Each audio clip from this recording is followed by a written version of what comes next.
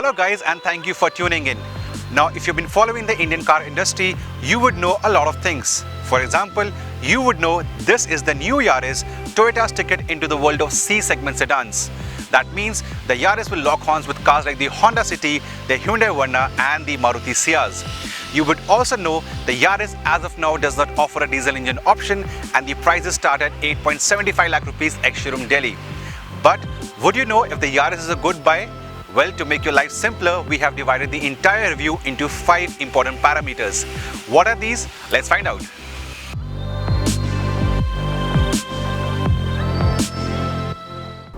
Now, first and foremost, the performance parameter. Now, the Yaris comes with the same Etios engine. It's a 1.5 litre petrol unit, but in the Yaris, we have 20% more power, which looks quite impressive on paper if you see the car standalone. But if you get the Honda City and the Verna petrol into the picture, well, these figures are not so impressive. That said, the beauty of the engine is in its nature. At city speeds, it's very tractable. What I mean is, if you're doing suppose 30 kmph in the third gear with the AC running and you slow down to 20 kmph, no need to downshift to second gear. You can easily continue in the third gear with the AC and a load of a couple of passengers. The engine picks up speeds very easily at lower RPMs. That said, if you are an enthusiast and you want to build up momentum, you want to go very fast, well, anything over 3000 RPM and you will be disappointed. See, the engine will rev. It goes all the way till 6200 RPM. It gets vocal also, but that does not translate into a better momentum or very quick acceleration runs. So overall, this engine is very good for city usage. It's got a terrific low end punch and very okay mid-range and very okay top end performance. The magical figures, well, we did a couple of runs for you, the acceleration and the top speed in each gear, and these runs are coming up next. Have a look.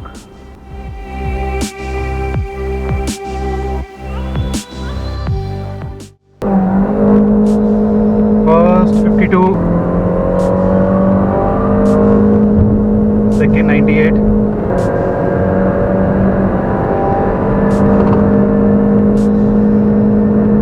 third में है 140,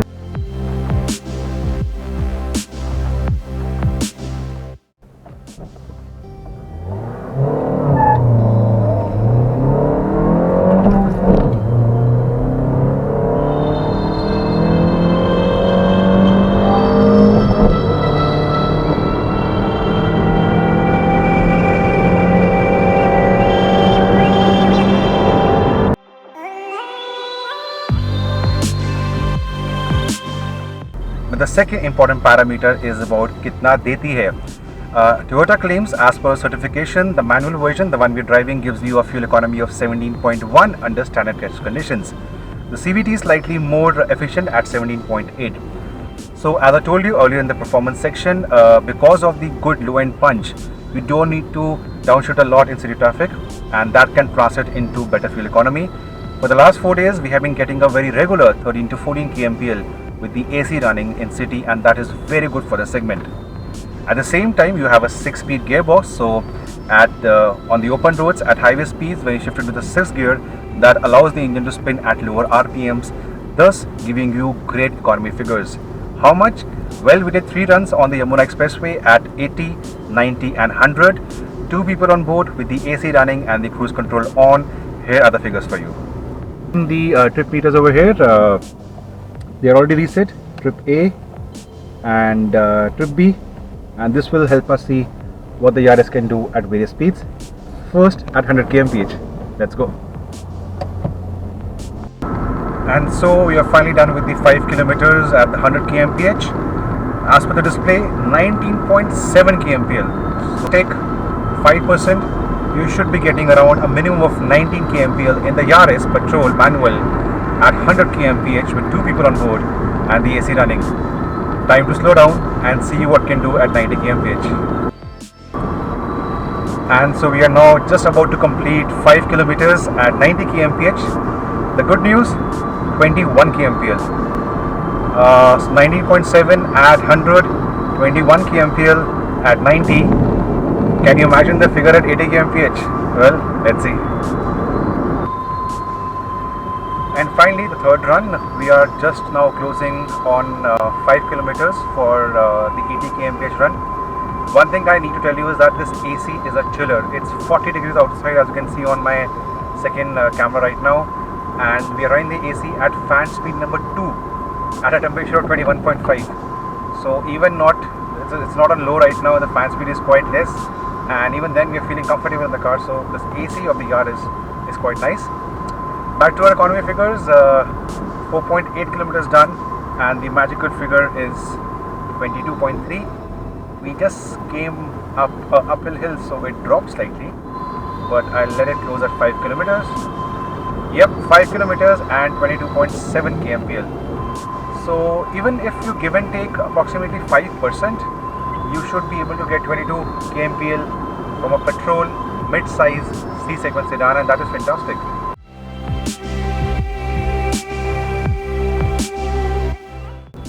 Now the third important parameter is that about space and comfort. Now Toyota is known to make very comfortable cars. For example, the Innova is a perfect example, and the Yaris is no different. Now up front, what you will really like are the seats. They first of all are good for all kind of adults, be it large size like me or the normal average Indian size. Secondly, they hug you so well. The support from the sides is good. They are slightly on the firmer side, but that helps you in terms of long drives. The under thigh support is also nice. So overall, up front, I have no issues in terms of space and comfort. At the same time, I would have appreciated if the armrest was given a slide option. There is also no dead pedal, so that can be an issue for your left foot. A lot of places to keep your knickknacks. For example, sunglass holder over here, 2 large size cup holders, a special place for your mobile phone when it's being charged with the port located just behind the brake lever. Also ample sized armrest storage space, and the glove box also has a cooling option. Now the Yaris comes with AC vents for the rear passengers on the roof, and that also has a small trick. Now my teammate Ajish is trying to hide behind me right now. Ajish, we want you in the camera. Ajish will show you a trick. Ajish, please help me with the trick. So with this thing, if you are driving alone in the car, you can deflect the air from these vents onto the backside of your head to keep you cool on a hot day. Not bad. And finally, time to check out the space and comfort at the back. Now, just like the comfortable front 2 seats, even the rear bench of the Yaris is a good place to be. In terms of space, well, this one is positioned for my height. I stand 6 feet tall, and as you can see, a good 3 to 4 inches of space left. At the same time, if you're going to be chauffeured on a daily basis and space is your priority, the City and the Ciaz, they end up offering you literally a 1 BHK on 4 wheels. This is not bad as such, but just for comparison, the City and the Ciaz will give you more space. Now in terms of comfort, the seats are really very nice. They might feel slightly firm when you sit inside, but you spend 10 minutes and you will love them for long drives. There is ample space in terms of width for a third passenger, but the issue is that the armrest console, it ends up going into the leg space of the third passenger. So rear is best for 2. Also headroom, as you can see, my head is already touching the roof. So if you're a tall person at the back, or if you wear a turban in Punjab, this could be an issue for you. Apart from it, comfort factor, no issues, very good NVH levels. The windows are large and they roll down completely flat. And icing on the cake are the roof-mounted AC vents, which cool the cabin at the back much faster than the conventional AC vents. You can switch them off and on from here. And with the flap, you can divert the air as required. As I showed you earlier in the video, when Ajish did this, this helps the air go to the front part of the cabin to again cool it on a hot summer day when you're driving the car alone. You also get ambient lighting, which can be switched on and off from here. It's got a blue backlight, which goes on well with the overall blue theme at night when the lights are on. To summarize, the space is good, but not of course segment leading, and comfort is extremely nice. Ergonomically, it's a good car, and space in the boot, well, let's check out. And finally, time to show you the boot space of the Yaris. On paper, it is 467 liters, which is slightly less than the Honda City, which has a boot space of 510 liters. But nevertheless, it's quite huge. I currently have 1 trolley, a small trolley suitcase, and 2 shoulder bags, and yet I think 70% of space is still over there. Plus, the rear seats have a 60-40 split, which means if you want to transfer something which is long, that can be done in the Yaris as well. And finally, the spare wheel, it's a full size but not an alloy, it's a rim wheel. Time to go to the fourth parameter.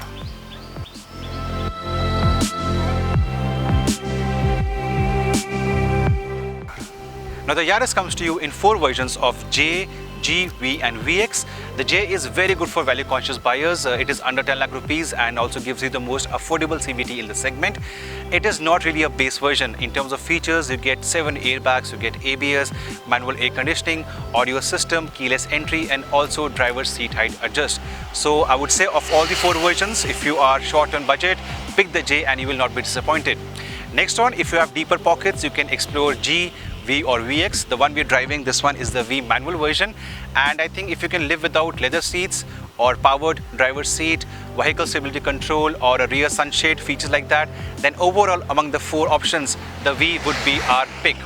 Of course, if the budget is no constrained, sky is the limit, then you can go for the VX version. But to summarize, 4 versions, J is good for value conscious buyers, and of the 4, V will be our pick.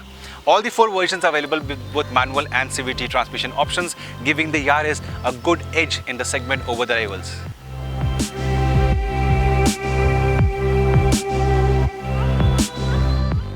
Now money matters, and that brings me to parameter number 5, the pricing of the Yaris. In India, the range starts at 8.75 lakh rupees ex-showroom daily, which is more or less like the Honda City, more expensive than the Maruti Ciaz, but cheaper than the Hyundai Verna 1.6 models. Of course, it's a brand new car, so no offers, no freebies and no discounts on the Yaris as of now. The top-end version seems very expensive, 14 odd lakh rupees ex-showroom daily, but remember, it comes with segment unique, segment first and segment leading features. So there you go, the pricing of the Yaris as compared to the rivals. Time to now give you the summary. And that brings us to the end of this video. The shortcomings first. Of course, no diesel engine option, not meant for enthusiasts. And if you're going to be chauffeured around on a daily basis, look elsewhere at cars like the Honda City or the Maruti Ciaz. But for everything else, the Yaris is a good buy. For an average customer, for an average Joe, a person like you or me, the Yaris certainly makes so much sense. I love the engine for city usage, the comfort factor, the features, the ease of driving. It's a fuss-free, practical car. And of course, Toyota's legendary long-term ownership experience. You can't go wrong with that. On that note, I'll take you leave from here. How do you find the Yaris? Let us know in the comment section below. And to watch more such videos, you know what to do. Subscribe to our channel. So guys, till the next time, drive safe and do not forget to wear the seatbelt.